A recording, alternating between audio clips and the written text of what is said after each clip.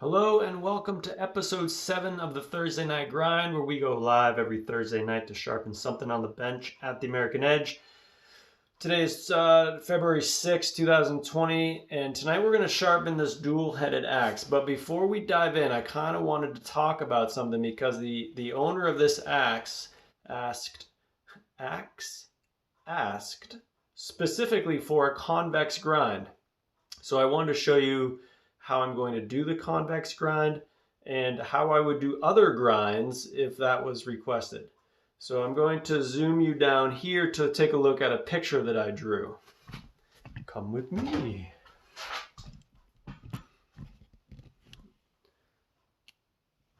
All right, so I don't have all the great capacity to zoom tight in on this, but here's what we got going on. There's really 3 types of grinds that I want to talk about tonight, and I want to show you how I would do them if on this axe, if I were asked. First one is a flat grind, and this picture is one of the ones that makes me grateful that I do CAD, because I recognize I'm not a great artist, but I can draw on a computer. But anyway, for the sake of this discussion, the way the flat grind would work is at the bevel here, each side is ground flat, just like it says. Another type of grind would be a hollow grind. You hear that a lot. And the way that is that the bevel is concave into the piece of material. And lastly, the convex grind, where the edge is convex, as the name suggests. So let's talk about how we would do each one of these if that was requested. First off, I'm going to jet you right over here to a stone. Right? So if I were to sharpen the axe on a stone being flat, that would be a way to get a flat grind. I don't know what else to say about that. When I used to do these on my Edge Pro, I couldn't fit this on the Edge Pro, but a single-headed axe I could get on the Edge Pro. That would be a flat grind. How about a hollow grind? Well, the hollow grind, a way I could do that would be on a wheel, and the wheel that I have is the Tormek. And there is a jig that would accommodate a single-headed axe. I'll try to get you in here anymore. You might have to use your imagination and your mind's eye a little bit on this, but if I grind this head on this round wheel, it's going to leave that concave or hollow grind on the bevels, right? On either side. All right, so now the most perplexing one. How do you get a convex grind?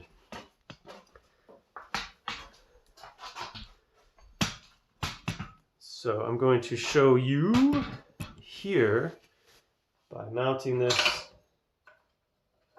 in my vise.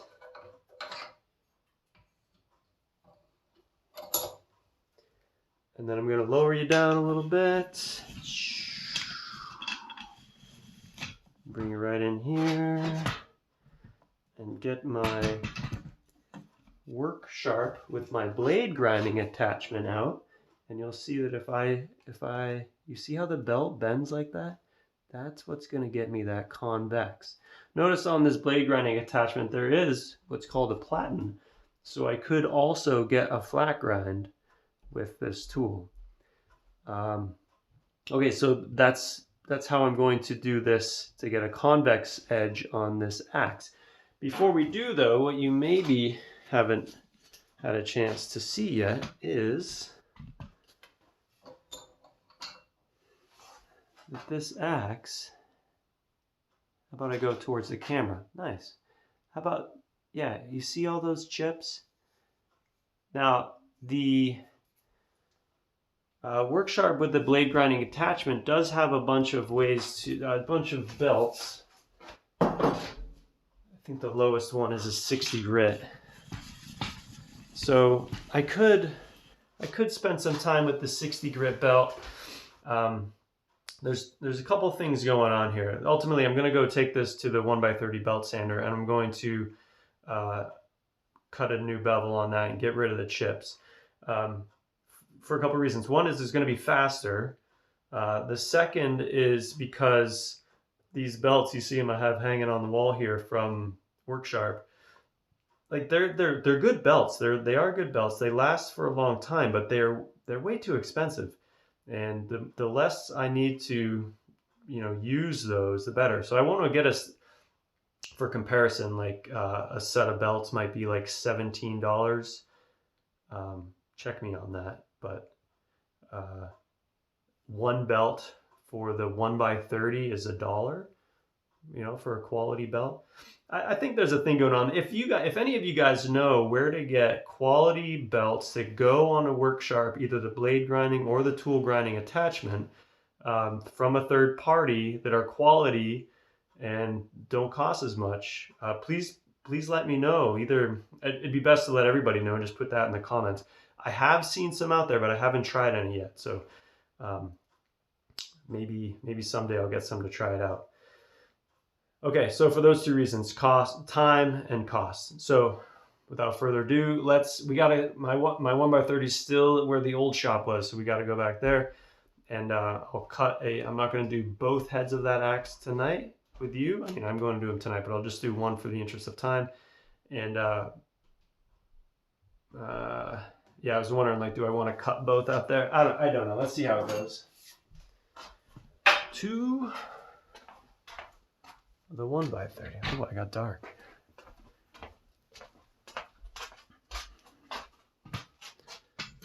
All right, I'm gonna bring you back down again. Another thing to notice on the 1x30 is, just like the Worksharp, there is the flat platen and a slack belt. So for this, because I was specifically asked for a convex grind, I'm going to do all the cutting on the slack belt. And what I just remembered is I didn't get into why you might want one or the other. When we get back in the other shop, as I'm going through belts on the Workshop, I'll try to remember to bring that up. All right, and lastly, this is one of those times where I have to turn on the vacuum, so it's going to get loud, but so goes.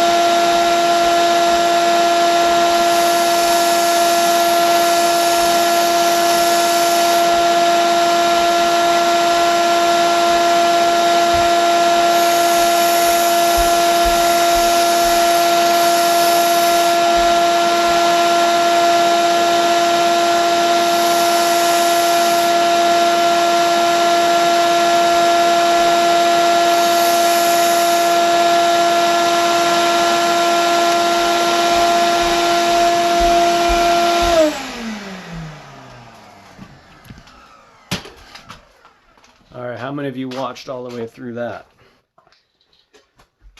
Thing, like if I weren't doing this like pretending I were live, I would cut a lot of that out, but then you wouldn't get to see like how much work goes into cutting that new bevel. I think there's value in it if you actually really are like really interested in learning about sharpening. So you get the whole thing, all 10 minutes of it. All right, but now check it out. There's some stuff that came up in my mind while I was working on that. Let me try to level you out.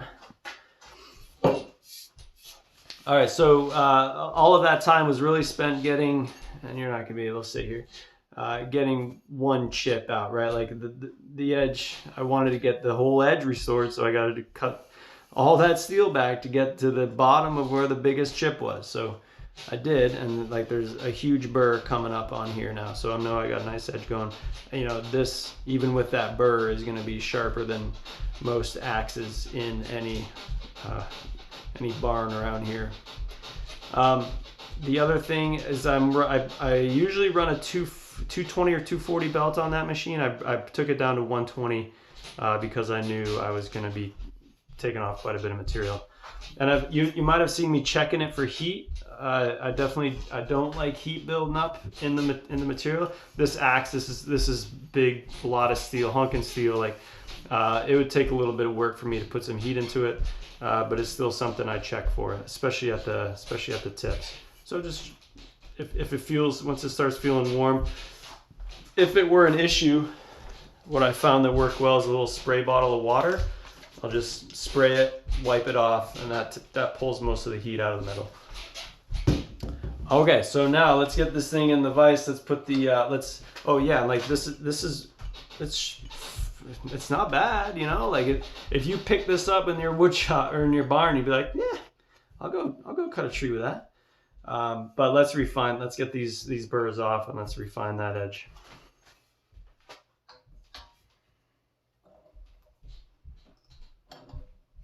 All right, so I have the other issue I have with Worksharp is that these belts, like I have to keep them all in order here because I took a Sharpie and wrote on the inside, you know, which one is which, because they have like, they're all a different naming nomenclature. So like I get it, like Derex, the company that owns Worksharp, like sorts the belts from somebody else. Like they're not manufacturing their own belts. So I get that.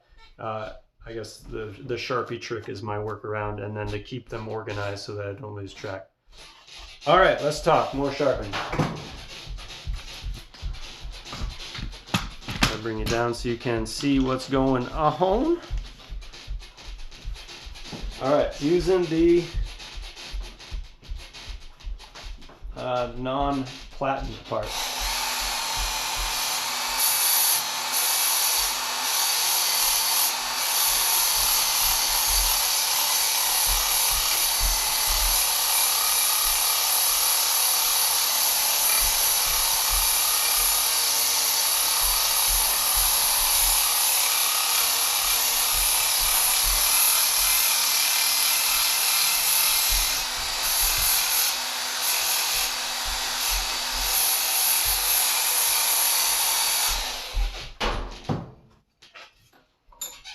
And let's do the other side. Is this gonna work out? It'll work out.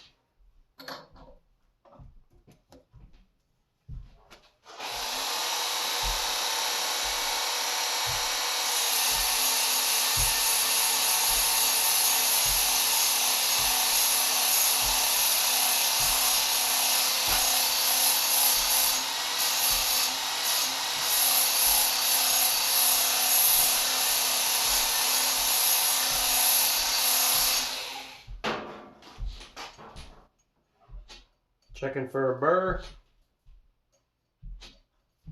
We're good to go. I like to get back to the other side before I move up in grit.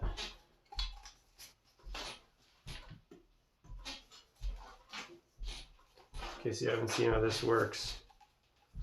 Stop in here. Nice little spring activated belt tensioner. Run it, centers the belt. Here we go.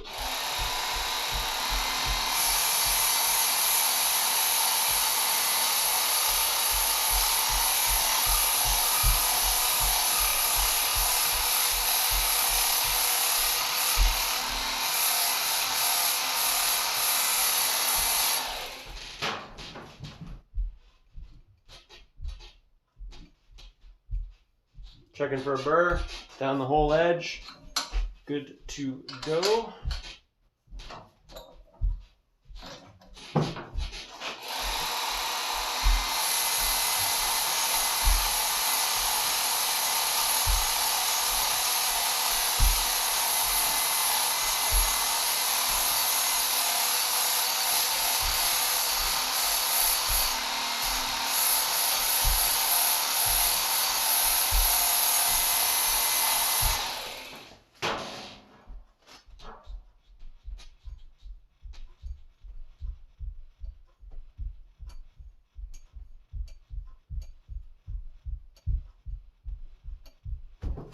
Good.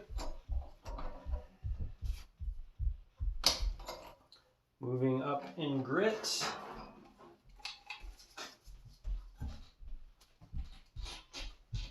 To the medium. Then as you move up, the idea is more speed, less pressure.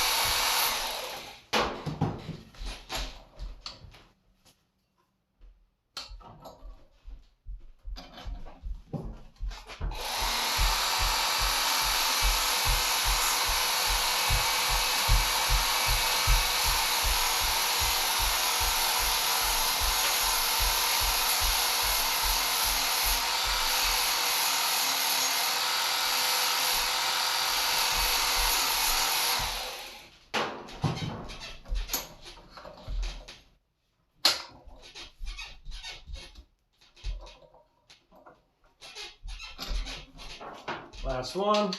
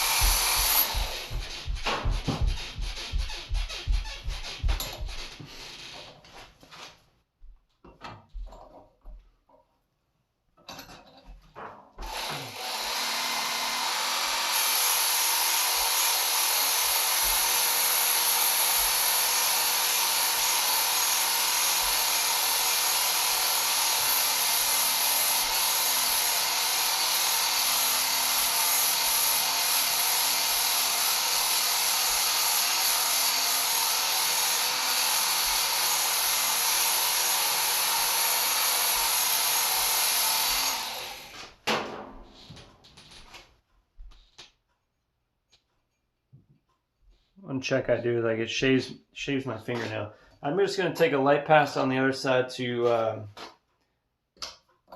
pull that burr back.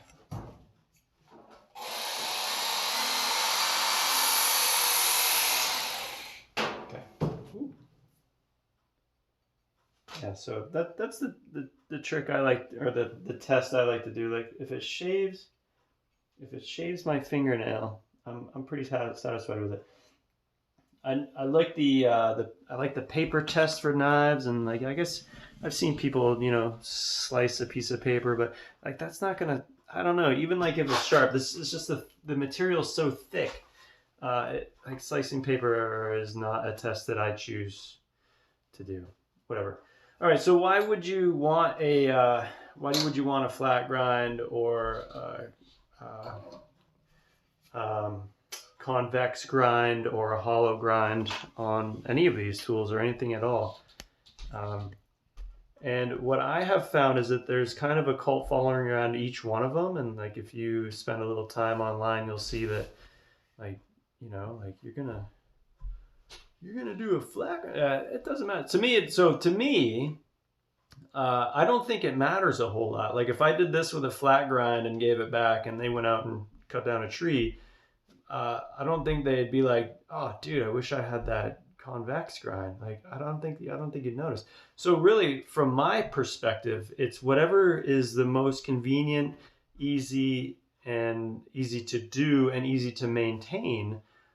So it kind of depends on like what you have and what your tool is and like how your shop's set up. Like, so for me, for this a double headed axe, it's most easy for me to do this on a belt.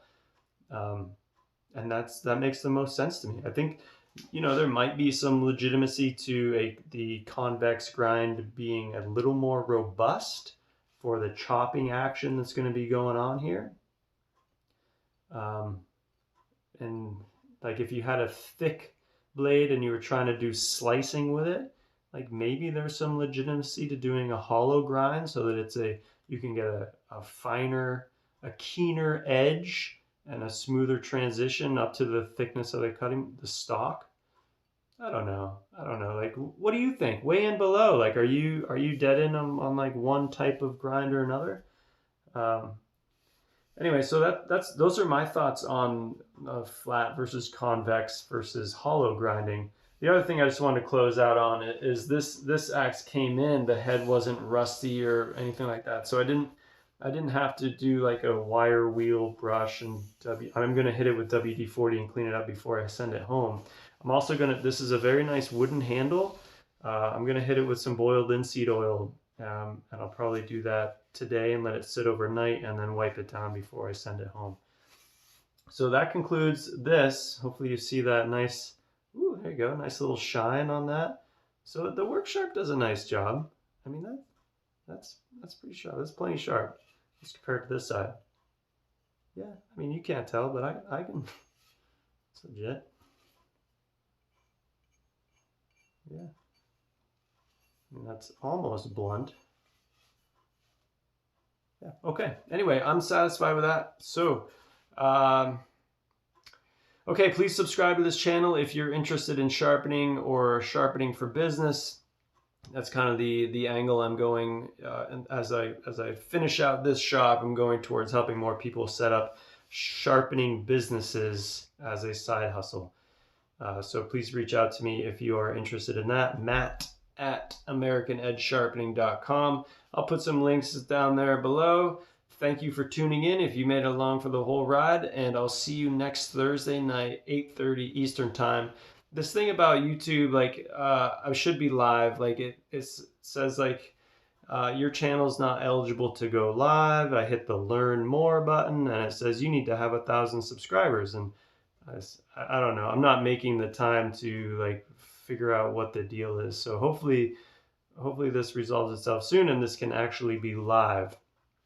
But until then, just if you have any questions, comments, please leave them in the section below or reach out to me anytime. Cheers. Thanks.